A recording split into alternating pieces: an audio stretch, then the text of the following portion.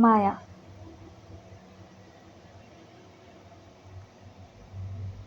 ইমরান মেধাবী ছাত্র, সম্ভ্রান্ত মুসলিম পরিবারে জন্ম হলেও একমাত্র বর্ষা ছাড়া পরিবারের কেউ তার বেঁচে নেই। বর্ষা ইমরানের কাজিন। শেষ কবে দেখা হয়েছিল তারিখটা মনে নেই। বাড়িতে ইমরান একাই থাকে, তার বিশ্বাস কোনো একদিন বর্ষা আসবে। ইমরান: খালা, আমি শহরে যাব। খালা: কেন? ইমরান: বর্ষাকে আনতে যাব। আমি না গেলে একা আসতে পারবে না। খালা: তুমি কিভাবে আনবে? সে তার বাবার সাথে থাকে। ইমরান: তার বাবা একা না, আমি একা। শুনেছি ওর জন্য পাত্র খুঁজছে, পাত্র পেয়ে গেলে আমি শেষ। খালা: তুমি বর্ষাকে এনে কি খাওয়াবে? বাড়িতে যা আছে তোমার একার জন্য যথেষ্ট, কিন্তু বর্ষা এলে তার খরচ চালাবে কিভাবে? ইমরান: রিক্সা চালিয়ে বউ খাওয়াবো। বউ রাখবো বাড়িতে। মাত্র থেকে 1 ঘন্টা, শহরের ইচ্ছা দূরত্ব। করলেই একবার প্রতিদিন যাওয়া যায়। আজ মনে হচ্ছে ইমরান খুব বেশি দেরি হলে ক্ষতি হয়ে যাবে। কিন্তু কিভাবে ভয়ঙ্কর পুরী থেকে নিয়ে আসবে? ইমরান দূর থেকে দেখছে বর্ষা আসছে, কল দিচ্ছে। ইমরান: হ্যালো বর্ষা, কেন আমাকে চিনবো না? চিনেছো? অনেক বছর পরে এক ক্লাসে পড়েছি, তারপর তোমার সাথে আর কখনো দেখা হলো না। ইমরান: নিশ্চিন্ত হলাম চিনতে পেরেছো। অনেক বছর পরে যোগাযোগ করছি, কারণ এই মাসে বিদেশে চলে যাচ্ছি। বর্ষা: মন খারাপ হলেও প্রকাশ করেনি। মাঝে মাঝে বেড়াতে এসো। বর্ষা বুঝতে পারে ইমরান কাঁদছে, তার কান্না কোনোভাবেই মেনে নিতে পারে না। বর্ষা: কান্না করো না, কোনো বিপদে পড়েছো? ইমরান: আমার সব আছে, কিন্তু আজ তোমার সাথে যত কথা বলছি, গত 2 বছরেও এত কথা বলিনি। বর্ষা: বেড়াতে আসো, তোমার ভালো লাগবে। ইমরান বর্ষাদের বাসার সামনে দাঁড়িয়ে আছে। রহমান কাকার সাথে দেখা করবে।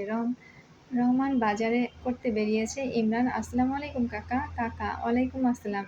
এখানে দাঁড়িয়ে আছো কেন?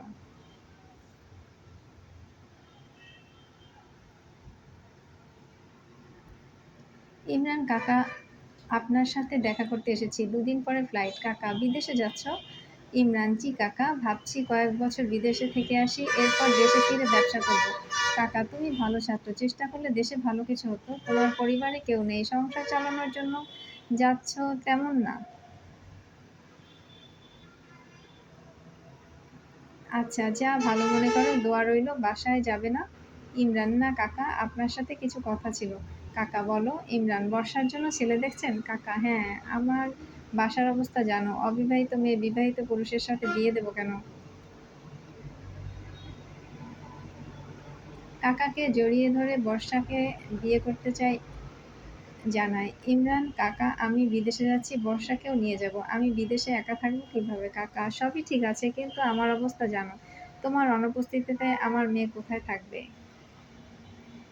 ইমরান: ও আমার বুকে থাকবে। আমার উপর আপনি আস্থা রাখতে পারেন। ইমরানের মায়া কাটাতে পারেনি রহমান। ছোটবেলায় তারা একসাথে বাস করত, কত সুখের স্মৃতি, চাইলেও সেই দিনগুলো মোছা যায় না। মসজিদে বিয়ের আয়োজন সম্পন্ন হলো। ইমরানের স্বপ্ন তার বাসর, হানিমুন, বাচ্চা হবে। বর্ষা প্রথম ইমরানের সাথে যাচ্ছে, তার মায়া কাটানো সম্ভব হয়নি। বাসর রাতে ইমরানকে কবিতা শুনিয়ে কাটিয়ে দেয়। ইমরান তাকে গান শোনায়। এক মুঠো জোনাকি, বৃষ্টির ফোঁটা। 2 দিন পরে। বর্ষা: তোমার ফ্লাইট কখন? Imran: date change. বর্ষা: আমি কি বাচ্চাদের পড়াতে যেতে পারি? ইমরান: অবশ্যই, আমি খুব ভালো হাজবেন্ড হতে চাই। বিদেশে যাচ্ছি না, তাতে ঘুম চোখে তাকে পৌঁছে দিয়ে আসে। রাতে বর্ষা ঘুমিয়ে গেলে ইমরান বাসা থেকে বেরিয়ে যায়, আবার ভোরবেলা ফিরে আসে। এসে ঘুমিয়ে পড়ে। বর্ষা কিছু জানে না। হঠাৎ একদিন মেসেজ আসে, আসবো? বর্ষা মেসেজের উত্তর দেয়, আমার এখানে এলে জেলে দেব। লোকটি বর্ষাকে চেনে কিভাবে? ইমরানকে পুরো বিষয় বর্ষা জানায়। ইমরান: ওনার নাম টিটু, একসময় থিয়েটার করতো, এখন রাজনীতি করে। বর্ষা: তুমি কিভাবে চেনো? ইমরানকে এবার সত্যি বলতেই হচ্ছে, বিদেশে যাওয়া কোনো প্ল্যান তার ছিল না, বর্ষাকে বিয়ে করতে এতটুকু মিথ্যা বলতে হয়েছে। টিটুর নাটকে ইমরান কাজ করে, এই জন্য তাকে রাতে বাহিরে যেতে হয়। ইমরানের কথা শুনে বর্ষার চোখ ভিজে যায়।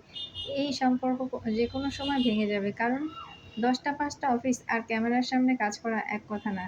ইমরান: বিশ্বাস রাখো বর্ষা। এই বুঝি সব ভেঙে গেল। 5 বছর পরে 5 বছর পরে পরিবর্তন হয়েছে অনেক কিছু। ইমরানকে লুকিয়ে সাংস্কৃতিক সংগঠনের কাজ করতে হয় না। 2টো টিকিট কাটা হয়েছে বাংলাদেশ থেকে কাশ্মীর ভ্রমণ। বর্ষা অনেকদিন ইচ্ছা ইউরোপের তুষারপাতের ফিল নেবে। নতুন দেশ, নতুন শহর, হঠাৎ করেই মনে হলো শরীরের ভিতরে নতুন শরীর বাস করছে। বর্ষার পরিবারে বাবা-মা নেই, এই মুহূর্তে তাদের প্রয়োজন ছিল ইমরান। আমি আছি। ইমরানের ইচ্ছা পুরো জার্নি কাটিয়ে কোনো একদিন ভোরবেলা নতুন অতিথির আগমন জানিয়ে দিয়েছে, মায়ার বাঁধন ছেঁড়া যায় না।